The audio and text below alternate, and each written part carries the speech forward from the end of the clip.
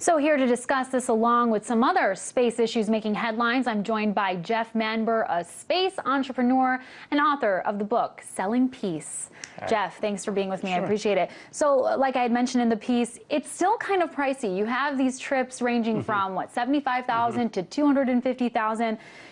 I think a lot of people still can't really afford that. Will traveling to space be accessible to the general population anytime soon? You can't afford $75,000 here, yeah, just get out of my pocket. Well, first off, to go to real space, the International Space Station runs about $30 million, and that's on the Russian rocket Soyuz. And that's what Dennis Tito did, right. And so this is lowering the price, and we're all excited about this. So, I mean, if there's a lot of net worth individuals that can afford 75. But it's still for wealthy people, right? Of course. I mean, maybe there'll be a scholarship. Maybe there'll be a scholarship one day, but it's going to be a long, long time before it comes down below that. But even at these prices, Virgin Galactic has some 650 people who have reservations. There's another smaller company called Xcore.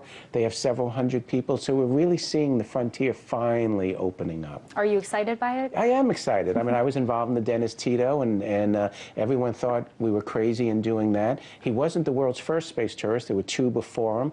And so it's happening step by step by step. And so it's just great because they come back and they talk about it. Right. And what do you think the potential is? I mean, do you think we could one day have this be a functional form of transportation the way we use airplanes? Yeah, it has to be. I mean, it can't just be for space. There are a lot of people, like Sir Richard Branson with Virgin Galactic. He talks about wanting it to be a point-to-point. You go from San Francisco to Bangkok in 45 minutes. So you don't only have space goals with this technology. Those are more emotional. It's getting the whole society to experience the beauty of space. But also, I think, not the next generation, but two generations of aviation will be point-to-point. These are planes that go skirt into space and then land on the other side of the globe under an hour later. Absolutely. Yeah. Well, earlier this year, we saw a company called Orbital successfully send its first rocket filled with supplies to the International Space Station. That's just one private company. But who are the major players in the private space market right now? And is there really a lot of competition that exists between them? Well, it depends. We have competition, and that's new. Orbital sent payloads to the space station.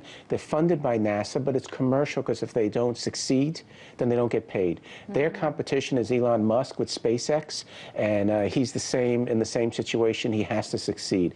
That's going to the space station. And then below that, you have Virgin Galactic doing suborbital, Xcore doing suborbital. Elon wants to take manned missions to Mars. And my company, NanoRacks, we had cargo both on SpaceX and Orbital. And for us, there was no NASA, no government funding. We have real customers. And so it is a new marketplace. It isn't. And going off of that, you know, with NASA's funding really sort of starting to dwindle, private industries are picking up the slack. What are the implications, you think, of really privatizing this industry? I mean, is it a good thing, a bad thing? Well, I kind of think it's a good thing. You're biased, I'm biased, but I'll tell you why I think it's a good thing, and that is government should not be involved in low Earth orbit, we call it. It's fairly routine now. We don't want the government doing things unless it's cutting edge. The government's not involved in aviation. Boeing and Airbus, you know, makes the planes. It doesn't design the cars. Government doesn't design our computers. Why should they design our launch vehicles now? So for us, it's very exciting. Let NASA go to Mars. Let NASA do asteroid things and cutting-edge science, and let the private sector do what we do best, which is operations. So it's a good thing. Well, I want to turn to one more thing that's making headlines, because not only do people have the ability to visit space, but apparently space can visit us. As we saw this happen this past February in Russia, we had that meteor, injured 1,200 people. You know, research this week came out saying this is actually going to be happening 10 times more than scientists originally thought. How should people really sort of ingest that news? Should we be scared or what? Well, we should be scared. I mean, for us in the business, one of the fundamental reasons to have a space program is to prevent the Earth from getting wiped out. It's the ultimate environmental program.